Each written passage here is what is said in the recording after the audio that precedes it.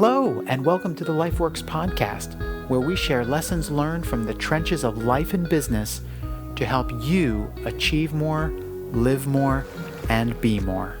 I am your host, Mark Botros. So, and you actually mentioned your son, and so you have a few kids, and they're all adult age or Yes. close to adult age.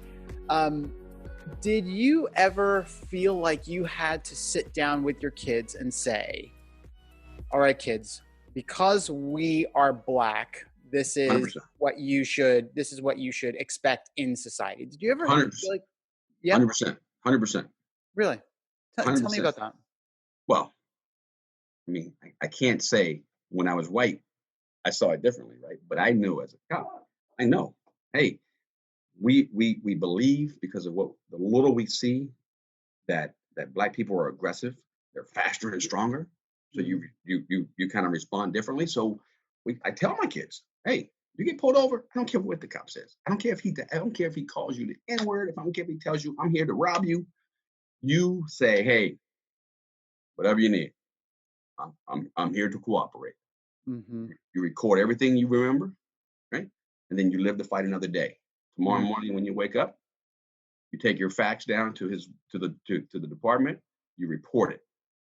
You can't beat him. You cannot beat an officer on a scene. And that's what I'm seeing today. People are trying to beat the officer on the scene. They're trying to beat, I'm going to beat you. No, what you just said to me, no, that's wrong. I'm going to fight. Then it gets out of control. Yeah. I mean, we had to look at cameras ourselves. Police wear cameras. Citizen, put your little camera on. And then just go back and go.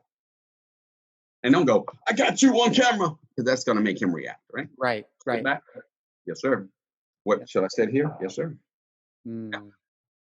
I almost want to share a story with you that I probably shouldn't. I will. Please. I hope you can edit and delete this one. No, please. But I had a friend call me up, a relative call me up and say, hey, I had a situation here with the DWI. Is there anything you can do to help me? I was like, well, no, but let me come and get your car and, save you $100 on the tow fee and, all this good stuff, right? So I go to the scene, I drive out, identify myself and say to the officer, hey, I'm just here to help my family member. I just want to, my wife and I are together. We'll take the car home. You guys, matter of fact, he's already gone. You already got him. And the officer said, no, you're not taking the car. I'm towing it. What? Yeah, and I'm trying to rationalize with him. I go, hey, why? Yeah. Let us take the car home. And no, I said, okay, let me speak to the lieutenant. Let's speak to a supervisor if I could. I kid you not, this officer, it's a white officer. Yeah. I need to back up. I got a hostile. I kid you not. What? So I heard it and I thought, you don't think I heard that? So when the supervisor pulled up, I was already seated. I was sitting on the curb, waiting, just waiting.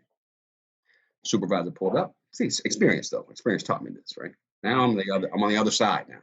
Yeah. Okay. On the other side. Supervisor walks up, goes to the officer first. Now, I know that if it wasn't me, I would have ran to the supervisor and said, I'm the one who called for you. Hey, talk to me first. That would have appeared to have been hostile. Yeah. So I waited my turn. And I'm picturing the supervisor going, so where's the hostile guy? Oh, he's the big quiet guy sitting over in the corner, right? Lieutenant walks over. I shake his hand. Yeah. I shake his hand. Yeah. I tell him my experience. I'm not asking for professional courtesy. I tell him who I am. Tell him where I'm retired from. And I explain. He says, hey, the owner of the vehicle is here. The driver's gone. I'll drive that car home because the owner is giving me the permission. Didn't take the supervisor, who's also white. Didn't take him 30 seconds to say. He looked right at the officer and said, why can't he take her car home? Yeah. Where are the keys? Took the keys from the officer and handed them right to me and said, sorry, have a good night. That cop gets in the car, speeds off, ticket booked on top of the car, goes flying away. If I wasn't prepared to deal with that, the results would have been different. I would have responded differently. I would have been upset because I knew I was right. Yeah. So I was able to teach myself how to respond at that moment. But I can tell you now, nobody else would have. They would have said, you're making a really bad mistake, cop, and would have been upset and would have verbalized how upset they were. And then the cop would have said, this guy's disorderly. This guy's, he's in my face. He's aggressive. But who was right and who was wrong? Yeah. So what I teach my kids, back to the original topic, is you got to humble yourself. You got to humble yourself and fight another day. And my time there was not to fight right there for those keys, was to speak to the supervisor when he gets here. And I'm not going to be this irate person that you just told him I was on the air. Yeah. All the police cars came around. I was like, back up. This is funny. But that's training that officer that I hope he got. That's what I said to the supervisor. I said, hey, no complaints. Just watch his camera.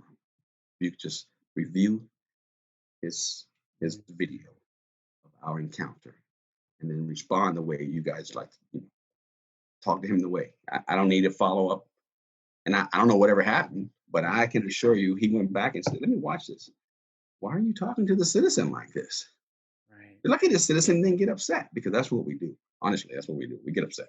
You disrespected me. That's something that we all should learn about Black people.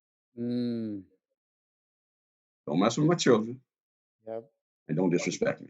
Yeah. And that goes back. It goes back to slavery and being free. And then, now we are able to get respect. And don't disrespect me. Don't call me boy. It all comes forward to today. When I walked up to them, just don't disrespect me. And often we are disrespecting our citizens. And that's why Black people it's a lot. It's a lot to it. Okay? If you enjoyed this podcast, please subscribe and leave a rating. Or sign up for my free updates at my website, markabotros.com, and you'll never miss a post. If this was really helpful to you, the highest compliment you can pay is to share it with someone else. Or feel free to connect with me on social media. I would love to hear from you.